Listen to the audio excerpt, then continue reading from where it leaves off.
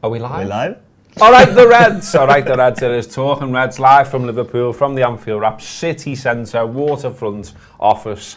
It's a beautiful day in Liverpool today, although not as warm as it's previously been. Craig's gone shorts, I've gone... It was freezing in my gaff this morning. I just thought, oof, I'm not sure about this. You know when the sun cons you? You know when you look out and you go, ooh, and then you start out in shorts and go, ah. Yeah, I know. I've been in the mindset of just like stick on shorts and worry about it later.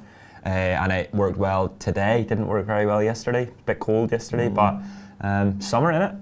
Summer innit? It is summer, and that means loads and loads of gossip about what the Liverpool squad will look like next season. Today, no different. The big talking point, I think, since we've last done one of these is that Neco Williams has apparently made it clear that he would like some first-team football and therefore is ready to leave. Been at the club since he was 8 years old. He is now 20 years old and he is, of course, playing for Wales in the Euros. So you imagine that affects his stock, puts him in the spotlight, all of those kind of things, although he's playing on the wrong side the other day for Wales. But I see different opinions on Neco all the time. Loads of people, some like him, some don't. Some think he's tactically naive. Some think he makes too many mistakes. All of those things. I see potential, I've got to be honest with you. I quite like him. I think he can beat a man. He runs all day. I'm not saying he would be like sort of Trent level. He's not going to be Trent level. But everyone in your squad isn't the same level. That's always the point. Yeah. And sort of like I quite like the idea of him being around as backup. Equally though, I think the way Klopp runs the club and the way he is with players, if Leeds, Southampton, Aston Villa and Burnley are all interested in him and any of those clubs are saying to him, you know, you're going to be a starter and they're offering 10 million quid, I can see why, you know, the manager joins all the dots and says, all right then. I am unsure about Neco Williams, and I mean I think it's unfair to sort of compare him to Trent or ask him to do exactly what Trent does, because you know Trent's sort of you know redefined what that role is, and then so how can you suddenly ask this young lad to be Trent Alexander-Arnold? It's so difficult, but I think maybe now might be the right time in that Liverpool have sold these young players with buyback clauses, so I'd imagine they would do the same with Neco Williams. They did the same with Brewster, they've done the same with various young players that they've let go of. My only worry and concern around all of this is bodies at the moment, and do they bring in another right back? Because if you bring in another right back, then you're almost in the same position as Neco Williams in that unless you're spending 30 million upwards, are you going to get a better one?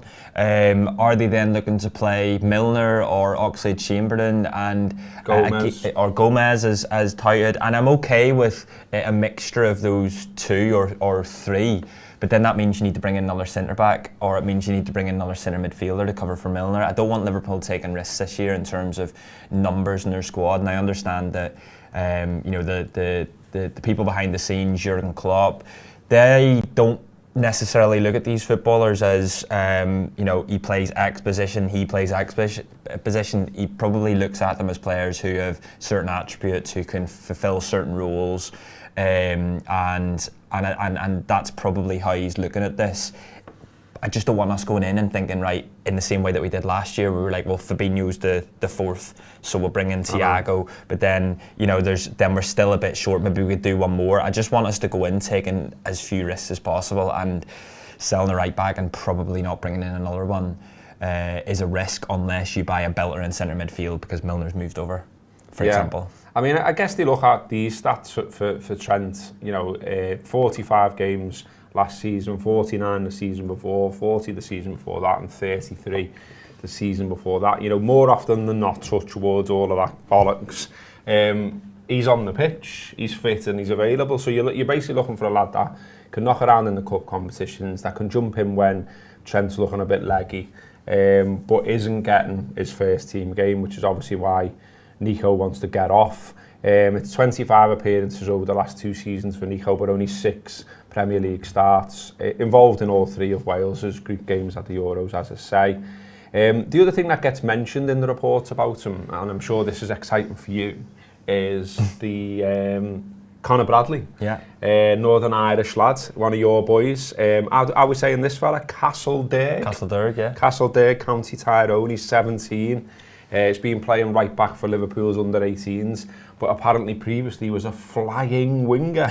But Liverpool have made him boring. But no, I mean, if that's his style, that i.e. he likes to get forward. I mean, I haven't watched the lad, so like, you know, I'm not. I don't find the time to be sitting watching the academy stuff. To be honest with you, but he sounds quite exciting to me on paper. Also, this weird situation that we have. I mean, I've just been walking down Castle Street and I heard two lads from Belfast talking who were working on, you know, a site. You know, the city's full, including you, of Northern Irishmen, and yet we haven't had a lad play for the first team at Liverpool who's from Northern Ireland since 1954. It's wild, isn't it? That's mad, isn't Yeah, it? Especially when, like, down the road in the land of cobs and cobbles, you know, they've had all kinds of players for them, haven't they? I mean, the first thing on Conor Bradley is, like, I've seen little bits of it, snippets of him. He obviously made his debut for Northern Ireland recently, the senior side, although it was only a friendly. It was only Malta as well, wasn't it? Yeah, he came on. He was, and you could see afterwards in the interview, he was so excited. He was made up. I mean, it's such a leap to go from the 18s and then suddenly you're back up for Trent, and this is why if they're saying that this is the case, I think that then, you know, Milner and Gomez are the two players that are filling in whenever Trent isn't about. I just don't see a world in which this season they throw someone like Conor Bradley. First of all, he's tiny. Like, you know, he's 17 years old. He hasn't filled out properly yet. He's got loads of potential. Like, he's what you said there. Is it like when Liverpool played all them Villa lads? Basically, he looks like one of them. He does, and like, there's so much potential there, and he is exciting in that, you know, I watched him in the Villa game, like the Youth Cup final game, and dead tricky, like getting up and down the wing, and you're thinking, well, there could be something in the future here, but to then ask him to come on for Trent Alexander-Arnold in the Premier League if Trent's injured, or God, the Champions League or something like that, that's a leap for him at the moment. I don't think he's ready, and I spoke to Josh Sexton about this, who goes to the academy, reports in the academy and so on, and he said exactly the same. He's like, look, he's not ready. His words were that he is at the stage Neco Williams was when he was his age, and if we're not sure about Neco Williams now, then a lad who's 3 years. Yeah, a lad, you know, Neco Williams 3 years ago wasn't ready. So there's a thing though, isn't there, maybe where, like, you know, anyone who comes through now in that position, you know, a bit like the Gerrard effect, like you're almost like unfairly judged now because Trent's world class. You know, Trent is outstanding. He's like a lad like Trent doesn't come through every year at the academy. It's more like one in a decade, or if you're lucky, really. I mean, I know we've had all this madness around Trent. He's world class. He's absolutely brilliant. And, you know, he's still a young lad himself. So any lad that sort of comes through, anyone who stands in for him at any point, you're always looking at it going, it's not Trent though, is he? Do you know what I mean? And that's unfair. Trent should be seen as an anomaly, in the same way, say that Gerrard 20 years ago should have been seen as an anomaly. These are, like you say, once in a generation footballers, and we can't hold every right back we bring to the club against Trent Alexander-Arnold, because they will fail, every single one of them. So again, it goes back to what I said earlier on. Liverpool will be looking at attributes. What can you know, if Trent's out of the team, who can they have in midfield that's going to get the assists if the right back that they're playing is not going to get them? I mean, if you put James Milner at right back, he's going to get a few assists, I think. But it's just how many games he can play. He's 35 now. 36. It's how many games you're asking him to go for next season. It's how many you want Gomez at right back, particularly in home games. I understand maybe the odd time away, but then in big games, against the top four. But again, you're sort of changing your whole style just because one footballer's gone out. It's such a hard decision, but look, I'm really excited that there's a fella from Northern Ireland. I mean, I'm hoping that Republic don't come and steal him, because we've only got one cap and it's a friendly. He needs to play competitive before he's. But he seemed excited to be there. He's a proper one of your lads as well, isn't he? You know, like County Tyrone, Dungannon, United. What are they? Yeah, I know, but they still get poached. That's a different show. But yeah, no, he seems excited to be there, and. Oh mate, I'd fucking love it. I'd love to see one of my boys play for them. Jamal Lewis would got me excited. He's from Luton. He just plays for us. But the only one I sort of remember, like, you know, and then it didn't happen for him either, but was Jim Magilton. Yeah, that's right. Yeah, he was youth team, wasn't he? And like, you know, he was sort of bigged up, and like people talked about him being decent, and he was doing all right for the Rezzies, and then he just never made that step. But yeah, it is an odd one that, you know, no one from your neck of the woods has broke to. So maybe he's going to be the one. Other bits and bobs today is the day in 2017, or the date in 2017, when we signed Mo Salah. Since then, he's gone on to score 125 goals in 203 appearances, won 4 trophies, broke shitloads of records, and is generally now surely regarded as one of the best lads we've ever had up front. And yet every single conversation I hear about him, every single tweet I see about him is he's somehow underrated, or there's people that don't rate him or whatever. Like, what aren't you rating? Come on. Like, his goal record's unbelievable. His assist record's pretty good as well. You know, he's available more often than not. I was going to say, I get the thing about, look, yeah, he misses some chances. All players miss some chances, but also if you do the geeky stuff, if you do the expected goal stuff, he's generally exceeding his expected goals, and he's not below them. So it's not sort of backed up by fact that he's shit in front of goal. As you know, look at his goal record as well. Seems to be sticking around as well. Fingers crossed. Like, we've got this far into the summer without any madness. Long may that continue. Let's give him a contract. Let's keep him. Let's keep on watching Mo scoring goals. Yeah, absolutely. I think with some of these times, people can say things on social media and then it becomes this big echo chamber of everyone saying it, but no one actually having said the thing they're saying in the first place. Who doesn't rate him? Who exactly doesn't rate him. I think it's not that people don't rate him, is it? I think people expect more from him. And like I see it in our comments quite a bit, is we'll post these things, and it's Mo Salah has the second greatest goals per game ratio of anyone in Liverpool's history, and he's the first post-war, I think before like offsides and that, but his numbers are incredible, but yet you'll still feel that people seemingly want more from him. They believe that he misses chances, like you say. Whenever you look at the likes of Mbappe and Haaland, I mean, Haaland's a sort of different animal, but when you look at Mbappe, it's sort of similar stats with him and Mo Salah in terms of chances missed or not taken. So it's just the case that we're watching him every single week, and Mbappe, we only see the goals on social media or whatever. He's an incredible footballer. We're so lucky to have him. I hope he stays around for much longer. I hope he gets that contract. I think he will. I think they probably wait until they've done their summer business. I think they probably wait until they've done the likes of Fabinho, Alisson and Van Dijk, who they've also been talking about getting new contracts for, and then they give Mo Salah the big one and he's the top earner. I think that's how it'll go. Yeah, Mo is the 12th all-time top goal scorer in Liverpool's history. He'll break 10 this season. As things stand. Yeah, he's on 125 now, so he's got Jack Parkinson on 128, Sam Raybould on 130, Harry Chambers 151, Michael Owen in 8th, 158. That's the one I want him to jump ahead of. Not because I'm being a tit or anything about Owen, but Owen was fantastic. I mean, it sort of gets lost because he's a bit of a blurt on BT and all that kind of stuff, and he played for Man United and all of this kind of stuff. But he was, like, I was going to a match when he broke through, and he was outstanding, especially for his age. His finishing was unbelievable, and you know, he probably would have got a few more if he didn't have his hamstring troubles and decided to get off to Madrid as well. So if Mo can get above him, and then next in line is Dalglish, Fowler, Gerrard, do you know what I mean? That is like absolute elite level, but he's been unbelievable for the Reds. And also when you think about the money we paid for him, I mean, there's different reports about what add-ons and stuff, but it's generally accepted it was between somewhere like 35 and 42 million. Like that's an absolute bargain that they got there, isn't it? And when you think about, you know, the story goes, doesn't it, that Klopp wasn't sure about paying that money for him, and they were like, no, like, we insist. Yeah. Until we went, all right, boys, we'll have him. That shows the strength of the recruitment team as well. Yeah. That you know, it's not just this one it's not just Klopp, the figurehead at the beginning. Yes, he is the figurehead of the whole club, but he's willing to listen to these people who have looked at the stats and the analytics and so on. It's interesting listening back to the reaction podcast. We did it back in Walker House back in the day, and just hearing us talk about what we're excited to see from Mo Salah, and I don't think any of us fully believe just the you know, there's a lot of doubts. Echelon that, yeah, well, there's a lot of doubts, wasn't there? I think when we were talking about it, and we were excited about like chalking the Boots winger, this like fella who has real pace and so on. But when we were talking, we were like, do you know what though? If you watch where all his goals have come from, there's a bit of a poacher in there. There's a bit of a striker in there, and that's obviously what Klopp had seen moving in the middle at different times throughout his career at Liverpool. But he's a Liverpool legend. He's a footballer that when we look back on this era, when Klopp goes, when it's the sort of next generation, we'll all be looking back on this era and talking about it and bigging Mo Salah up as a genuine Liverpool legend who was here for the whole journey under Klopp, and hopefully he's here for much longer.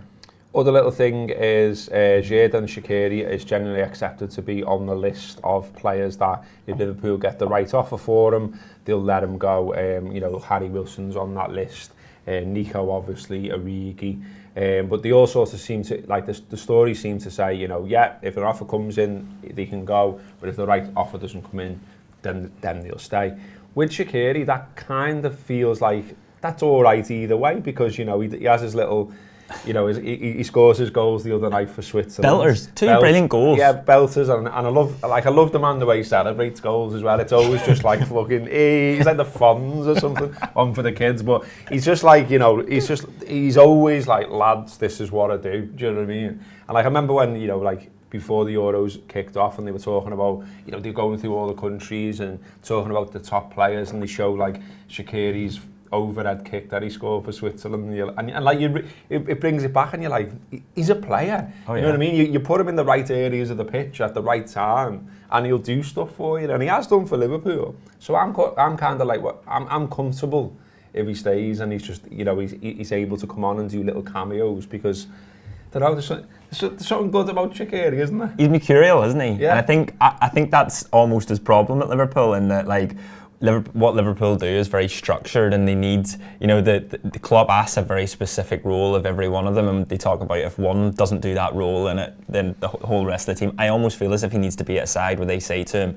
you're the fella that just causes trouble, like you're almost like the floater, and when you think about European Championships, like one of the first footballers you think of is Shaqiri. Don't think Shaqiri would be into you calling him a floater though, lad.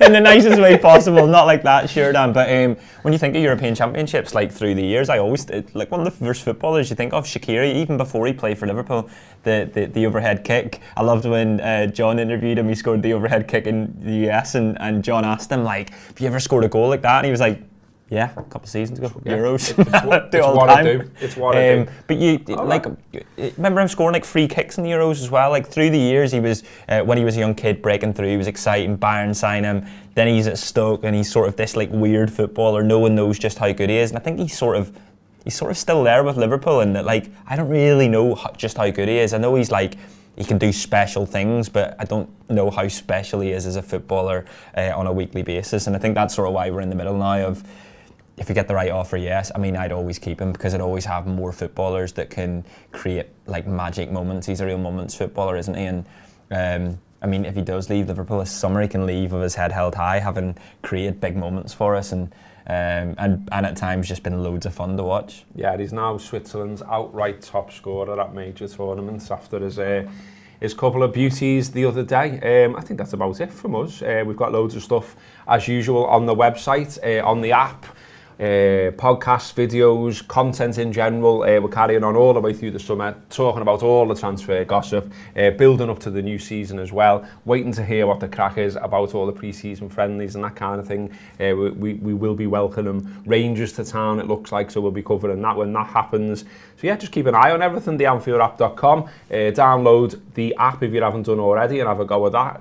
Check out the content, look at the stuff we've done in the past. You get some free tokens, so you can have a go at the premium stuff as well. And if it is for you, please do subscribe. Check out the shop as well. Loads of t-shirts and mugs and stuff like that on there as well. Got a sale on today. Mo Salah t-shirts. I can't remember what the discount is, but I think it's about 25-30% off all the Salah t-shirts, because he signed on this day. And as well, if you want to subscribe to the Anfield Wrap's content, you can now join our YouTube channel. You'll get all our members' videos. There's no podcasts on there, but it's all our members' videos. During the season, it's the post-match pint, but at the moment there's transfer shows, the Friday night, betting in, which is just round table chat in the pub, all that kind of thing to keep you going through the summer. Let's just have a quick look at the comments, because we are doing live, we always do have a little dig in, so we'll see if I can spot anything. Drexy there says he'd like to know more about Conor Bradley. Any good, Craig? Well, I think we covered that, didn't we? So that's all done. It might be a good one for us to start speaking to a few people, because that's something we do on the Anfield Wrap sort of premium content, is speak to people that are a bit more in the know. And if he's going to be a player that's in pre-season this summer is what I'm most excited about, because that's often the time when they'll throw these young players in and give them a go, and I hope he grabs his opportunity, honestly. Little trip to Tyrone or whatever and go and ask round how he was and stuff like that. Me and you go, yeah, we'll go on a little trip back home. I'll have a bevy in Northern Ireland. Someone says, Trevo, I think I know who that is actually, I am 8. He says, belated happy birthday, Gareth, thanks very much. We've also got swerve the Annie Road extension for a year and invest in the playing squad. This sell to buy model drives me mad. I don't think we can swerve doing the Annie Road extension. It started for one. There's diggers. Feels quite important that we carry on and don't just go, hang on, we're buying a player instead. But I get the frustration, mate. I know what you mean. And so what I would say though is that the transfer window hasn't been open very long. We are in the middle of a major tournament. I think we've just got to show a little bit of patience to see where Liverpool go on all this. I know that when you read all the reports as well, they're all saying Liverpool not buying anyone, Liverpool not interested in a forward, Liverpool might not buy anyone if they don't sell people. We've heard all this. It's the same every year. Like it's it's tactics and it is a strategy of Liverpool's now that seemingly they don't let the cat out of the bag on who they're after. Like the Neuhaus links, seem to come from Germany, similar to Thiago last year. I think it was the same guy, Christian Falk. So all of these links, Liverpool are keeping their business close, their cards close to their chest. That's the right term. I haven't mixed different ones up there, and rightly so. Until they've got something to do, until they've got something done, then say it. I'm all for that. Total Madness wants to know. That's his name. Total Madness. Where in Northern Ireland are you from? Antrim. Antrim boy. Yeah, we used to have a fella. We used to have a fella that just come on going. No, he said Antrim boy. Antrim boy. It's about 15-20 minutes from Belfast. Yeah, there's nothing in it. If you're going to Northern Ireland, there's loads of places to visit. Don't visit there. It's fuck all to do. There you go. That's been Talking Reds from the Anfield Wrap. We'll do another one soon. Up the fucking Reds.